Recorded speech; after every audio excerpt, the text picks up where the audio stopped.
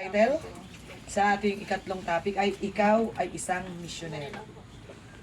Maganda pong aklat na ito na binili ko dahil talagang ang mga manggagawa ay magiging mabunga at mauunawaan nila kung ano talaga ang mga utos ng Panginoon.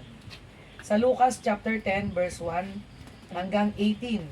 Pwede pong pakibasa sa wikang Tagalog. 110. 10. Chapter 10 verse 1 to 18. 1 to 18. 1 to 18 ng Lucas. Haba. Ikaw ay isang misyonero.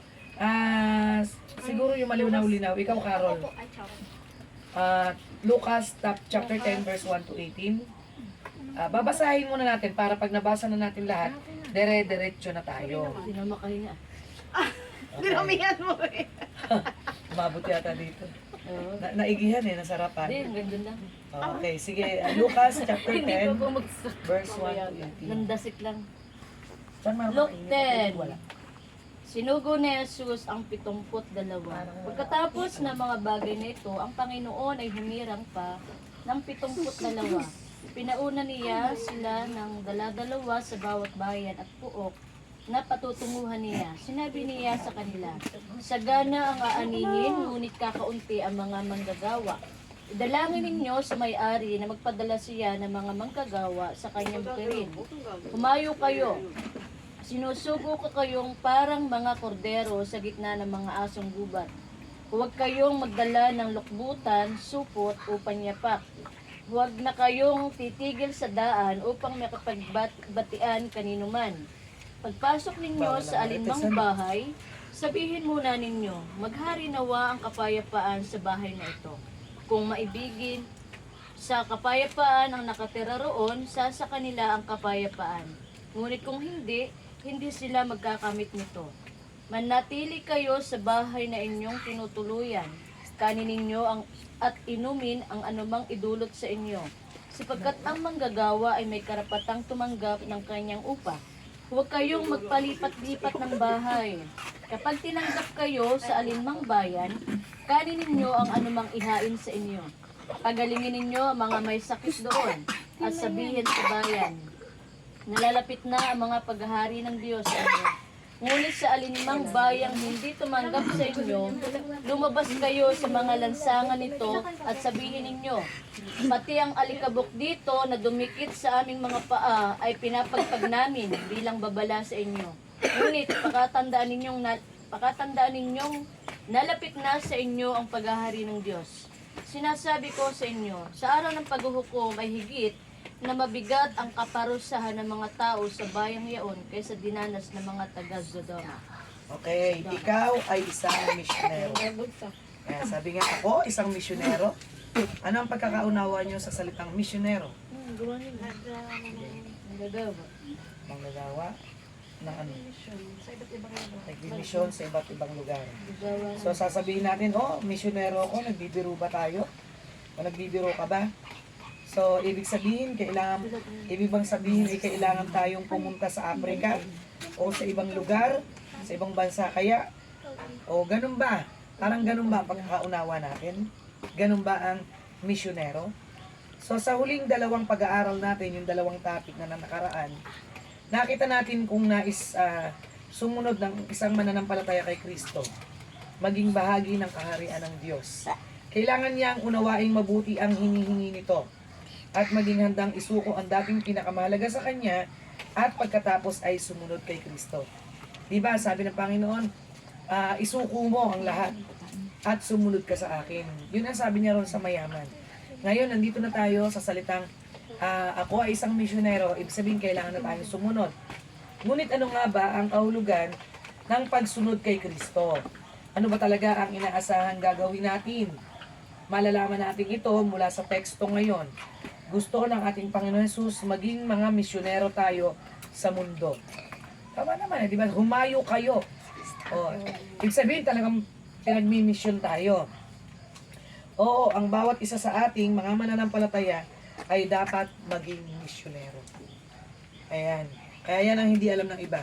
Na tayo, na mga nakakilala kay Kristo, ay may utos na direktiba sa Kanya na tayo ay talagang maging misyonero. Na tayo'y humayo. Tuwing naririnig natin ang salitang misyonero, madalas iniisip natin tumutukoy ito sa ilang piling taong, ayan na sila, pumupunta sa ibang bansa, may ibang kultura para ibahagi ang ebanghelyo. Tsaka bakit na yung ano po? Oh, lalo po yung Hindi, pagka daan. Pag dito hindi. Hindi nga, Hindi, yan ito nga. tayo, pakitanggal mo para makaupo. Yan nga. Hindi. Pagka gumagalaw dyan, ayaw dito. Eh, pasok po. Umpisa lang po. Pasok po. Ayan. Pasok po. Ayan. Salamat po sa Panginoon. Ang ating dalawang youth, dito na kayo. Ma'am, dito ka oh. Dito ka po ah. Madam. Lucas 10.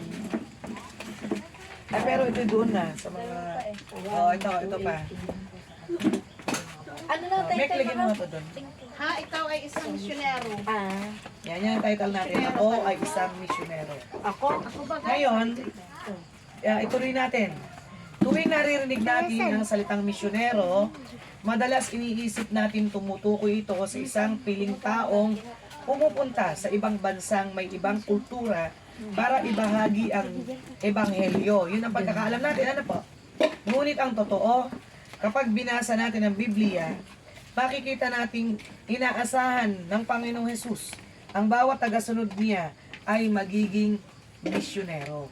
So ito yung karugtong nung pinag-aralan natin nakaraan na isang binatang mayaman, napakayaman, na sinusubukan ng Panginoon ng kanyang puso na siya ay ipagbili ang yaman niya at ibigay sa mga mahirap.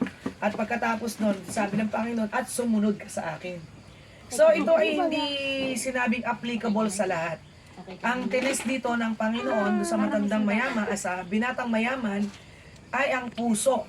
Kasi ang puso nung binatang mayaman na yon ay nasa kayamanan niya. Tama po? Kaya nga sabi ko nung nakaraan, minsan kung nasaan yung ating puso, ay kung nasaan ating yaman, kung nasaan yung ang nagpapasaya sa atin, kung nasaan yung nagbibigay sa atin ng kagalakan o pag-asa, nandun kadalasan ang ating puso. No.